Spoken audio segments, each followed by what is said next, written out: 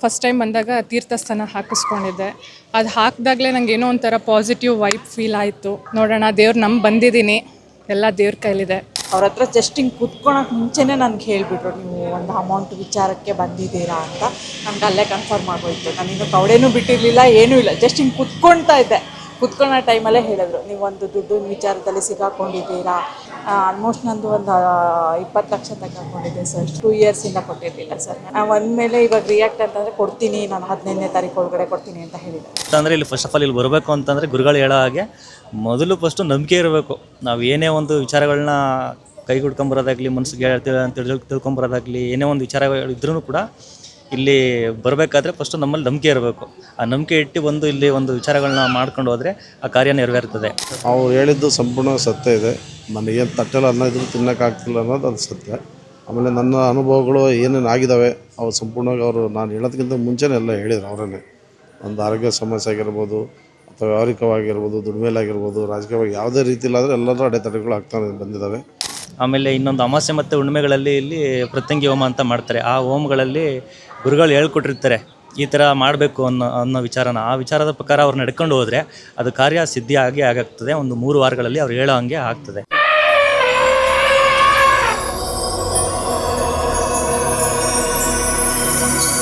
ಎರಡು ಮೂರು ಸಲ ನೆನಪಾದಾಗ ಇಲ್ಲಿ ಹೋದ್ರೆ ಒಳ್ಳೆಯದಾಗುತ್ತೆ ಅಂತ ನನಗೆ ಅನಿಸಿದೆ, ಭಾವನೆ ಇದೆ. ಹಾಗಾಗಿಬಿಟ್ಟು ನಾನು ಇಲ್ಲಿ ಇದೇ ಪ್ರಥಮವಾಗಿ ಬಂದಿದ್ದೀನಿ. ಮೊದಲನೇ ಸಲ ಬಂದಮೇಲೆ ಇಲ್ಲಿ ನೀರು ಹಾಕ್ಸ್ಬಿಟ್ಟು, ಅಷ್ಟು ನೀರು ಹಾಕ್ಸ್ಬಿಟ್ಟು ಒಂದು 5 ಸಲ ಪ್ರದಕ್ಷಿಣೆ ಮಾಡಿದ್ವಿ. ಸಮಾಧಾನ ಅನಿಸುತ್ತೆ. ಆಮೇಲೆ ಗುರುಗಳ ಹತ್ರ ಹೋಗಿ ನಾವು ಕವಡೆ ಶಾಸ್ತ್ರ ಕೇಳಿದ್ವಿ. ಕವಡೆ ಶಾಸ್ತ್ರದಲ್ಲಿ ನಮಗೆ ಏನಾಗಿದೆ, ಏನು ಅನುಭವ ಆಗ್ತದೆ ಅದು ಸಂಪೂರ್ಣವಾಗಿ ಹೇಳಿದರು. ಆಮೇಲೆ ನಾನು ಅದು ಇಲ್ಲಿಗೆ ಬಗೆಹರಿತು ಅಂತ ಕೇಳಿದಾಗ 3 ಟೈಮ್ ಬನ್ನಿ, 3 ಟೈಮ್ ಬಂದಮೇಲೆ ನಿಮಗೆ ಅದರ ಪೂರ್ಣವಾಗಿ ಮಾಹಿತಿ ಸಿಗುತ್ತೆ ಅಂತ ಹೇಳ್ತಾರೆ. ನಾವು ಎಲ್ಲೆಲ್ಲ ಹೋಗಿ ಬಂದರೂ ಅಷ್ಟೊಂದು ಸಮಾಧಾನ ಆಗಿಲ್ಲ. ಇಲ್ಲಿ ಬಂದಮೇಲೆ ಏನೋ ಒಂದು ಸ್ವಲ್ಪ ಫಸ್ಟ್ ಟೈಮಲ್ಲಿ ನೆಮ್ಮದಿ ಅಂತ ಅನಿಸುತ್ತೆ. ನೋಡಬೇಕು, ನೆಕ್ಸ್ಟ್ 1-2 ಟೈಮ್ ಬಂದರೆ ಇದ್ರ ಮಾತು ಏನಂತೇಳಿ ಮುಂದೆ ಗೊತ್ತಾಗುತ್ತೆ. ಅವ್ರು ಹೇಳಿದ್ದು ಸತ್ಯ ಅನ್ನಿಸ್ತಾ ಸರ್? ಕವಡೆ ಅವ್ರು ಹೇಳಿದ್ದು ಸಂಪೂರ್ಣ ಸತ್ಯ ಇದೆ. ನನಗೇನು ತಟ್ಟೆಲ್ಲ ಅನ್ನ ಇದ್ರೂ ತಿನ್ನೋಕ್ಕಾಗ್ತಿಲ್ಲ ಅನ್ನೋದು ಅದು ಸತ್ಯ. ಆಮೇಲೆ ನನ್ನ ಅನುಭವಗಳು ಏನೇನು ಆಗಿದ್ದಾವೆ ಅವು ಸಂಪೂರ್ಣವಾಗಿ ಅವರು ನಾನು ಹೇಳೋದಕ್ಕಿಂತ ಮುಂಚೆನೇ ಎಲ್ಲ ಹೇಳಿದ್ರು ಅವರನ್ನೇ. ಒಂದು ಆರೋಗ್ಯ ಸಮಸ್ಯೆ ಆಗಿರ್ಬೋದು, ಅಥವಾ ವ್ಯಾವಹಾರಿಕವಾಗಿರ್ಬೋದು, ದುಡಿಮೆಲಾಗಿರ್ಬೋದು, ರಾಜಕೀಯವಾಗಿ ಯಾವುದೇ ರೀತಿಲಾದರೆ ಎಲ್ಲರೂ ಅಡೆತಡೆಗಳು ಆಗ್ತಾ ಬಂದಿದ್ದಾವೆ.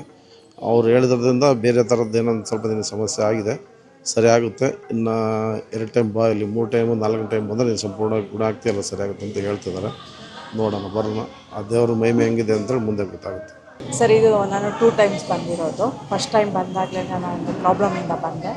ನಂದು ಒಂದು ಅಮೌಂಟು ಸೆಟಲ್ ಆಗಬೇಕಿತ್ತು, ಕೇಳೋಕ್ಕೆ ಅಂತ ಬಂದೆ. ನಾನು ಆ್ಯಕ್ಚುಲಿ ಅವ್ರ ಹತ್ರ ಜಸ್ಟ್ ಹಿಂಗೆ ಕುತ್ಕೊಳಕ್ಕೆ ಮುಂಚೆನೇ ನನಗೆ ಹೇಳಿಬಿಟ್ರು, ನೀವು ಒಂದು ಅಮೌಂಟ್ ವಿಚಾರಕ್ಕೆ ಬಂದಿದ್ದೀರಾ ಅಂತ. ನನಗೆ ಅಲ್ಲೇ ಕನ್ಫರ್ಮ್ ಆಗೋಯ್ತು. ನಾನಿನ್ನು ಕವಡೆನೂ ಬಿಟ್ಟಿರಲಿಲ್ಲ, ಏನೂ ಇಲ್ಲ, ಜಸ್ಟ್ ಹಿಂಗೆ ಕುತ್ಕೊಳ್ತಾ ಇದ್ದೆ. ಕುತ್ಕೊಳ್ಳೋ ಟೈಮಲ್ಲೇ ಹೇಳಿದ್ರು, ನೀವು ಒಂದು ದುಡ್ಡು ವಿಚಾರದಲ್ಲಿ ಸಿಗಾಕೊಂಡಿದ್ದೀರಾ, ಮತ್ತು ನೀವು ದೊಡ್ಡ ಪ್ರಾಬ್ಲಮಲ್ಲಿ ಸಿಗಾಕೊಂಡಿದ್ದೀರಾ. ಅದನ್ನೆಲ್ಲ ಏನಿದೆ ನನ್ನ ಲೈಫಲ್ಲಿ ಏನೇನು ನಡೀತಾ ಅದನ್ನೆಲ್ಲನೂ ಅವರು ನನ್ನೊಂದು ಮುಖ ನೋಡೇ ಹೇಳಿದ್ರು ಸರ್ ಎಲ್ಲನೂ. ಅಲ್ಲಿ ನನಗೆ ಕನ್ಫರ್ಮ್ ಆಯಿತು ಇಲ್ಲಿ ಸತ್ಯ ಇದೆ ಅಂತ.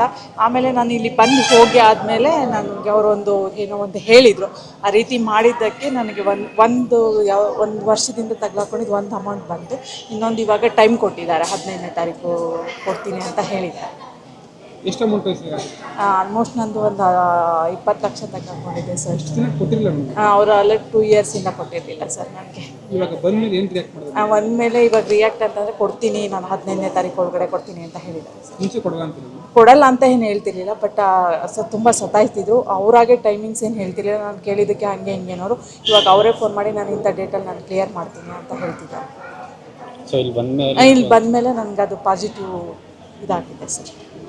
ತುಂಬ ಸರ್, ಬರೋ ಅಂಥವ್ರಿಗೆ ಇಲ್ಲಿ ಸತ್ಯ ಇದೆ, ಬಂದು ನಂಬಿ ಅಂತ ಹೇಳ್ತೀನಿ. ನಾನು ದೇವ್ರು ನಂಬಿ ನಿರೀಕ್ಷೆ, ಆಮೇಲೆ ಬಂದು ನಂಬಿಕೆ ಇಟ್ಟ ಮೇಲೆ ಫಲ ಸಿಕ್ಕುತ್ತೆ ಅಂತ ಒಂದು ಹೇಳ್ತೀನಿ. ನಮಸ್ತೆ. ನಮಸ್ತೆ.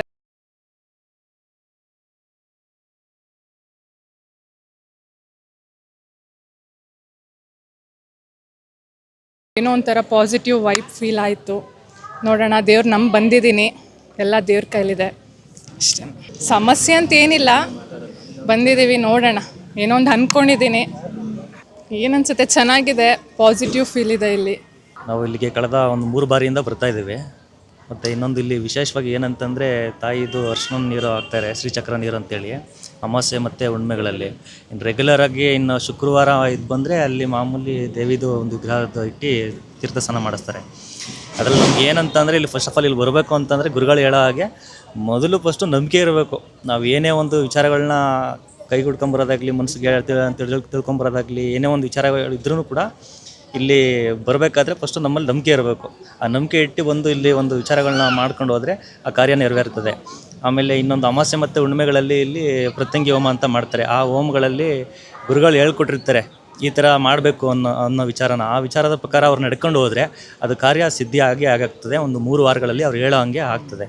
ಆಮೇಲೆ ಇಲ್ಲಿ ಇನ್ನೊಂದು ಏನಂದರೆ, ವಿಶೇಷವಾಗಿ ಒಂದು ಕಾಯಿಲೆ ಇರೋಂಥ ವಿಚಾರಗಳು, ಮನುಷ್ಯಗೆ ಏನೋ ಒಂದು ಆರೋಗ್ಯ ಸರಿ ಇಲ್ಲದಿರೋಂಥ ವಿಚಾರಗಳಿರ್ಬೋದು, ಅಥವಾ ದುಡ್ಡು ಕಾಸು ವಿಚಾರನೇ ಇಲ್ದಿರೋಂಥ ವಿಚಾರ ಇರ್ಬೋದು, ಅವ್ರ ಮನೆಗಳಲ್ಲಿ ಏನೇ ಒಂದು ಪರಿಸ್ಥಿತಿಗಳು ಇದ್ರೂ ಕೂಡ ಅದನ್ನು ಇಲ್ಲಿ ನಿವಾರಣೆ ಮಾಡೋದಕ್ಕೆ ಒಂದು ಅವಕಾಶ ಆಗುತ್ತೆ. ಮತ್ತು ಗುರುಗಳು ಯಾವ ರೀತಿ ಹೇಳ್ತಾರೆ ಅದನ್ನು ಫಸ್ಟ್ ಆಫ್ ಆಲ್ ಮಾಡಬೇಕು ವಿನಃ ಬೇರೆ ಥರದ್ದು ಏನೂ ಮಾಡೋಕ್ಕೆ ಹೋಗಬಾರ್ದು. ಕಾವಡೆ ಶಾಸ್ತ್ರ ನಾವೇನು ಕೇಳಿಲ್ಲ ಸರ್. ಅಲ್ಲಿ ಹೋಮದ್ದು ಮತ್ತು ಇನ್ನೊಂದು ಈ ನೀರು ಹಾಕ್ತಾರೆ, ತೀರ್ಥಸ್ನಾನ ಮಾಡ್ತಾರಲ್ಲ, ಅದರದಷ್ಟೇ ಮಾಡ್ಕೊಂಡು ಹೋಗ್ತಾ ಇದೀವಿ ನಾವು. ಕಾವಡೆ ಶಾಸ್ತ್ರಕ್ಕೆ ನಾನು ಹೋಗಿಲ್ಲ. ಅಲ್ಲೆಲ್ಲ ಇದ್ದಾವೆ ಅವ್ರವ್ರ ಮನಸ್ಥಿತಿಗಳಿಗೆ ತಕ್ಕಂತೆ ಅದು ಕಾವಡೆ ಶಾಸ್ತ್ರ ಮತ್ತು ಇನ್ನೊಂದು ಏನು ಬೇಕಾದರೂ ಮಾಡ್ಕೊಬೋದು ಸರ್. ಅದೆಲ್ಲ ಏನಿಲ್ಲ ಸರ್, ಅವೆಲ್ಲ ಏನಿಲ್ಲ. ಮಾಮೂಲಿ ಈಗ ನೀರು ಹಾಕಿದಾಗ ಹೆಂಗೆ ಮನುಷ್ಯಂಗೆ ಈಗ ತಣ್ಣಗಾಗುತ್ತೆ, ಅದು ಸ್ವಲ್ಪ ಅಷ್ಟೇ. ಅದು ಬಿಟ್ಟರೆ ಬೇರೆ ಇನ್ನೇನು ಬೇರೆ ಥರದ್ದು ಅಟ್ರಾಕ್ಷವಾಗಿ ಬೇರೆ ಥರದ್ದು ಏನೋ ಅವೆಲ್ಲ ಆಗದಿರೋಂಥ ವಿಚಾರಗಳು.